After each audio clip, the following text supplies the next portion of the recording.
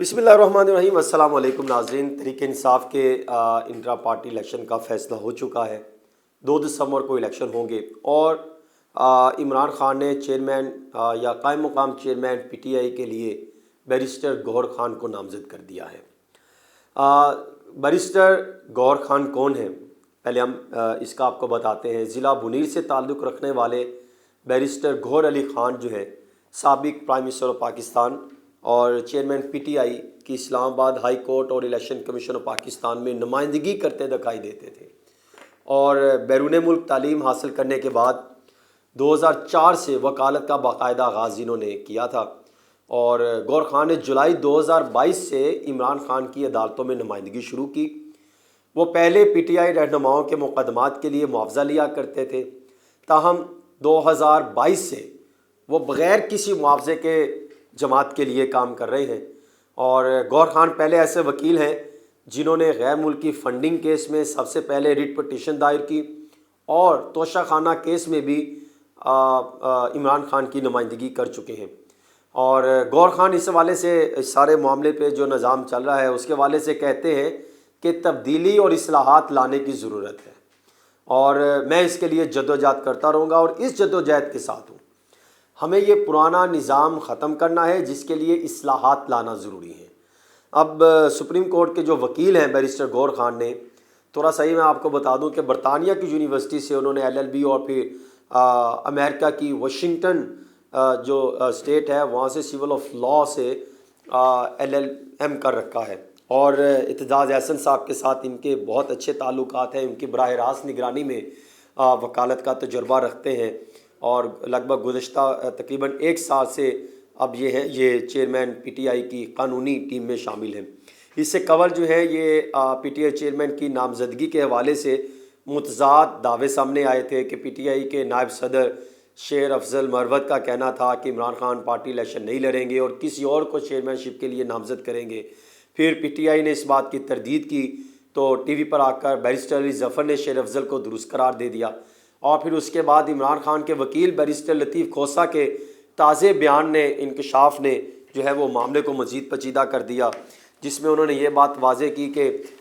جو ہے وہ عمران خان یعنی انہوں نے یہ بات اس طریقے سے کی کہ عمران خان نے -1 خبروں کی سختی سے تردید کی ہے، کیونکہ پہلے شیر افضل مروت اور پھر بیرسٹر علی ظفر کی باتوں سے انہوں نے قطع نظر پی ٹی آئی چیئرمین کے وکیل جو ہے وہ بھی بیرسٹر لطیف کھوسہ انہی کے وکیل ہیں، انہوں نے یہ بات کہی تھی۔ خیر، الیکشن کمیشن کے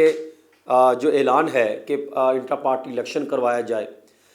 اس پر تھوڑا سا اگر نظر ڈالی جائے تو اگر پارٹی کی قیادت کا جائزہ لیا جائے تو یہ بات بالکل واضح اور غیر مبہم ہے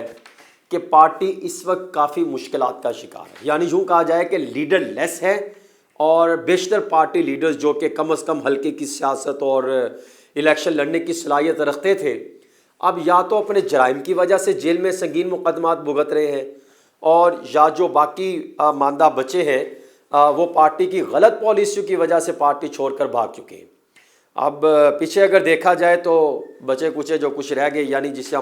میں تو انہیں مفاد پرستوں کا ٹولہ کہتا ہوں، وہ رہ گیا، وہ بھی 4 واضح گروپوں میں جو ہے وہ تقسیم ہوتے نظر آ رہے تھے۔ ان گروپس میں اگر دیکھا جائے تو اقتدار کی ہوس میں سب سے آگے جو ہے وہ بشرا بی بی دیکھنے کو ملتی ہے، پھر علیمہ خان گروپس میں ہے، پھر جو آپس میں بھی سخت اختلافات رکھتے ہیں۔ یہ دونوں پارٹی لیڈرشپ کو چیئرمین پی ٹی آئی کے بعد ہتھیانا چاہ رہے تھے، ان کے سچویشن سے ایسا لگ رہا ہے، ان کی موومنٹ سے، ان کے بیانات سے،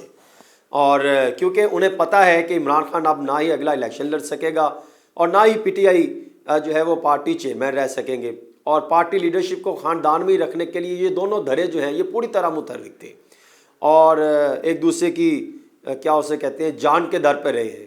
اسی طرح موقع کا بھرپور فائدہ اٹھاتے ہوئے ایسے دیکھنے کو ملا کہ مروت گروپ بھی پارٹی پر قبضہ کرنے کے لیے وکیل کارڈ کھیل کر پارٹی ورکرز کو ورغلانے کے لیے مبینہ طور پہ جو ہے وہ متاثر کرنے میں لگے رہے، لیکن سب کے سب جو ہے وہ ناکام ہو گئے۔ اور چوتھا گروپ میں آپ کے سامنے رکھوں کہ پی ٹی آئی میں زرداری صاحب کے جو وفادار لوگوں کا گروپ ہے، جو پی ٹی آئی کی باقیات جسے کہا جا سکتا ہے کہ جو باقیات تو نہیں کہا جا سکتا، اس میں کچھ ان کے ممبران ہیں، ان کی ساری وفاداری آصف زرداری اور پیپلز پارٹی کے ساتھ رہی ہے اور ہے۔ ابھی بھی انڈائریکٹ وہ ہیں، وہ آج اس لیے آج کل جو ہے زرداری صاحب متحرک ہو کر پاکستان تحریک انصاف کی ان باقیات کو، ان افراد کو، ان جو چند ایک شخصیات باہر رہ گئی ہیں جن کو نون لیگ باقیات کا درجہ دیتی ہے، ان کو الیکشن میں ہضم کرنے کے لیے بالکل تیار بیٹھے ہیں۔ زرداری صاحب چاہتے ہیں ان سے ہمارے تعلقات بہتر ہو جائیں اور وہ ان کے ساتھ مل کر الیکشن لڑ لیں۔ اب ایسی صورتحال میں جب پارٹی کی کوئی اپنی لیڈرشپ سرے سے ہے ہی نہیں اور بچے کچے لوگ اپنے اپنے مفادات کے لیے بری طرح آپس میں لڑ رہے ہوں، تو سب سے بڑا سوال یہ پیدا ہوتا ہے کہ انٹرا پارٹی الیکشن کیسے کامیاب بنائے جائیں گے۔ آخر کار میں یہ سمجھتا ہوں کہ عمران خان نے ایک اس سارے معاملے میں ایک اچھا اور مثبت فیصلہ لیا اور ایسا کارڈ کھیلا ہے جو پی ڈی ایم جماعتوں میں بشمول پاکستان مسلم لیگ نون اور پاکستان پیپلز پارٹی، بلکہ سب سے زیادہ پاکستان مسلم لیگ نون کے لیے پریشانی کی طرح سامنے آئی ہے۔ بلکہ ایک طرف اگر نواز شریف صاحب کو آج ریلیف ملا تو ساتھ ہی ان کو یہ بھی پریشانی لاحق ہوگی کہ وہ تو انٹرا پارٹی الیکشن ہونے جا رہے ہیں، اور انہوں نے الیکشن کمیشن پاکستان کو ساتھ ہی نون لیگ والے یہ دعوے کر رہے ہیں کہ الیکشن کمیشن پاکستان کو یہ ذمہ داری ادا کرنی چاہیے کہ اپنی نگرانی میں شفاف انٹرا پارٹی الیکشن میں انتخابات کروائیں، کیونکہ موجودہ صورتحال میں تو پی ٹی آئی اس حالت میں نہیں کہ یہ غیر جانبدار شفاف انٹرا پارٹی الیکشن کروا سکے۔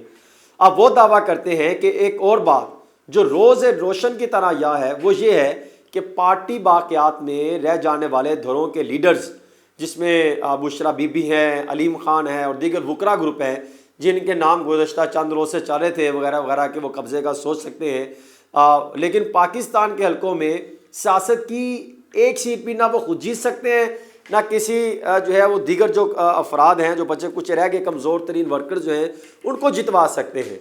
اب نون لیگ عہدیدار یہ کہتے ہیں کہ سوشل میڈیا پر یہ لوگ یقیناً جھوٹا طوفان کھڑا کرنے کی صلاحیت رکھتے ہیں، اور بدقسمتی سے جھوٹے اور من گھڑت سوشل میڈیا پروپیگنڈا سے وہ نہ ہی الیکشن جیت سکتے ہیں اور نہ ہی پارٹی ورکرز کے دل جیت سکتے ہیں۔ خیر، میں ان کے بیانات پر بھی اگر دیکھا جائے تو میں صرف یہی کہوں گا کہ الیکشن کمیشن آف پاکستان کو یہ بھی چاہیے کہ تمام سیاسی جماعتوں خصوصاً نون لیگ اور پاکستان پیپلز پارٹی کے انٹرا پارٹی الیکشن کا بھی ایسے ہی جائزہ لے جس طرح انہوں نے تحریک انصاف کو نوٹسز جاری کیے، اور اس کا پورا جائزہ لیں۔ یقیناً نون لیگ اور پیپلز پارٹی کے لیے ایسی صورتحال ہوگی کہ ان کو دل میں تارے دکھ جائیں گے، یہ میں آپ کو بالکل کیٹاگوریکلی کہہ رہا ہوں، کیونکہ وہاں پر تو جمہوریت ہے ہی نہیں ان کے خاندان میں۔ اگر کہیں پر ہم نے تحریک انصاف میں کہیں جمہوریت اگر دیکھی کسی زمانے میں یا کسی وقت کہ وہ اپنے خاندان سے نکل کر باہر کے افراد کو منتخب کرتے تھے، ان سیاسی جماعتوں کے اندر ان کے گھروں میں جمہوریت نہیں ہے، ان کی پارٹی کے اندر کہیں پر آپ کو جمہوریت نظر آتی ہے تو ہمیں آپ بتا دیجئے۔ خیر، عمران خان کے فیصلے سے یہ بات تو واضح ہوگی کہ اب وہ کچھ ڈیل کی باتیں کر رہے ہیں، یعنی وہ چاہتے ہیں کہ کچھ بھی ہو عام انتخابات میں ان کی پارٹی میدان میں نظر آئے اور ہر طرح سے وہ قدم اٹھانے کو تیار ہے۔ یعنی یہی وجہ ہے کہ اب وکلا کی جانب سے یہ بھی کہا جا رہا ہے کہ عمران خان نے کہا ہے کہ ان کی جماعت ایک مضبوط جماعت ہے اور جب یہ الیکشن ہو تو وہ جیت سکتی ہے۔ دیکھنا یہ ہے کہ انٹرا پارٹی الیکشن والے دن کوئی بھی چیئرمین کے عہدے کے لیے امیدوار سامنے آتا ہے یا نہیں۔ اگر کوئی اور آ گیا تو پھر تو ایک نیا پنڈورا باکس کھلے گا، اور اگر گور Khan chairman P T I نامزد ہو بھی جاتے ہیں قائم مقام تو یہ پارٹی کو کس طرح لے کر چلتے ہیں؟ کیا وہ عمران خان سے رہنمائی لیتے رہیں گے یا خود فیصلے کرنے کے مجاز ہوں گے؟ کیا وہ سانحہ 9 مئی کے لگے دھبے اور نشان پارٹی سے کیسے ختم کر سکتے ہیں، یا وہ منتخب ہونے کے بعد سانحہ 9 مئی کی مذمت کرتے ہوئے ایسے افراد کو پارٹی فوری سے اس کے لا تعلقی کا اعلان کرتے ہیں، اور ان کے مستقبل کی پالیسی کیا ہوگی یہ بھی بہت اہم ہوگی، اور یہی چیز پارٹی کے مستقبل کو طے کرے گی۔ اس لیے پہلے 1 سے 2 ماہ جو ہے بہت ہی اہم تصور کیے جائیں گے۔ یہ دیکھنا ہے کہ یہ اتنی بڑی ذمہ داری اور اتنا بھار کس طریقے سے